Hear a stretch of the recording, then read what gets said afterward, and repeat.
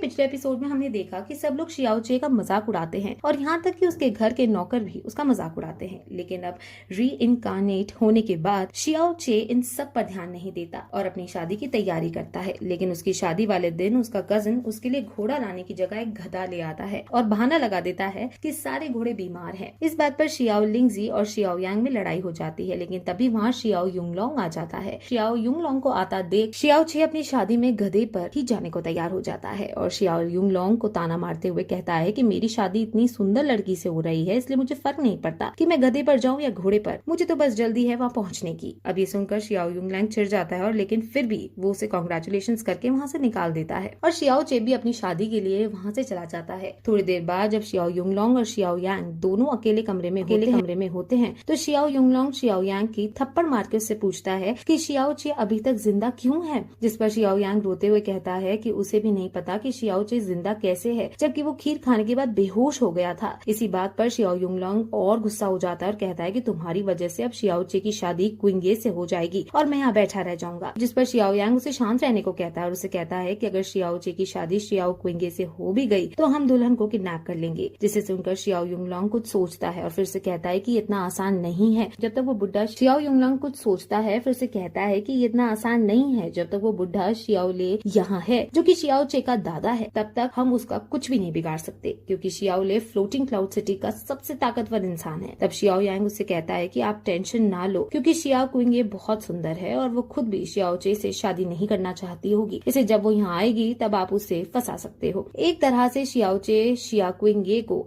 यहाँ शादी करके सिर्फ आपके लिए ला रहा है। ये सुनकर शियाओ युंगलोंग हंसने लगता है और कहता है कि अब मैं ऐसा ही करूंगा। वहीं दूसरी तरफ हम देखते हैं कि शियाओ चे बड़ी धूमधाम से अपनी शादी के लिए जा रहा है जहाँ सारी सिटी के लोग शियाओ फैमिली की तारीफ करते हैं। वही वाकई में शियाओ फैमिली बहुत अमीर है। लेकिन तभी कुछ लोग देखते हैं कि शियाओ चे एक गधे पर बैठकर अपनी शादी में जा रहा है और फिर से वो उसका मजाक बनाने लगते हैं। अब ये सब सुनकर शियाओ चे हंसता है और सबको चिढ़ाकर कहता है कि मैं एक गधे के साथ भी शहर की सबसे सुंदर लड़की से शादी कर सकता हूँ, लेकिन क्या तुम में से कोई ऐसा कर सकता है? और ऐसा कहकर वो वहाँ खड़े सभी लोगों को चिढ़ा देता है जिससे कुछ लोग गुस्सा होकर उसे पीटने आते हैं। तभी वो एक्टिंग करके अपने गार्ड्स को बुला लेता है जो कि बहुत बदसूरत होते हैं और उन्हें देखकर वहाँ खड़े लोग डर जाते हैं और डर कर पीछे हटने लगते हैं। सबके बाद शियाओ चे शियाओ क्विंगे के घर पहुँच जाता है जहाँ उसका अच्छे से स्वागत होता है। तभी वहाँ एक बहुत लंबा चौड़ा लड़का वहाँ भाग कर आता है और शियाओ चे को जोर से पकड़ लेता है और उसे ब्रदर इन लॉ कहकर बुलाता है। अब वो लड़का शियाओ चे को काफी जोर से पकड़ लेता है जिससे उसका दम घुटने लगता है और तब वो शियाओ चे उसे छोड़ने के लिए कहता है और तब हमें पता चलता है कि वो लड़का शिया क्विंगे का छोटा भाई शिया युआन बा है और वो शियाओ चे का बहुत अच्छा दोस्त भी है। तब शियाओ चे उसे डांटते हुए कहता है कि तुम मुझसे शरीर में बड़े हो और ताकतवर भी हो, इसलिए मुझे ऐसे टाइट मत पकड़ा करो। तभी वहाँ मौजूद कुछ नौकर शियाओ चे के बारे में गलत बोलने लगते हैं जिसे सुनकर शियाओ युनबा उनपे गुस्सा हो जाता है और उनसे लड़ने लगता है। लेकिन तभी वहाँ शिया युनबा और शिया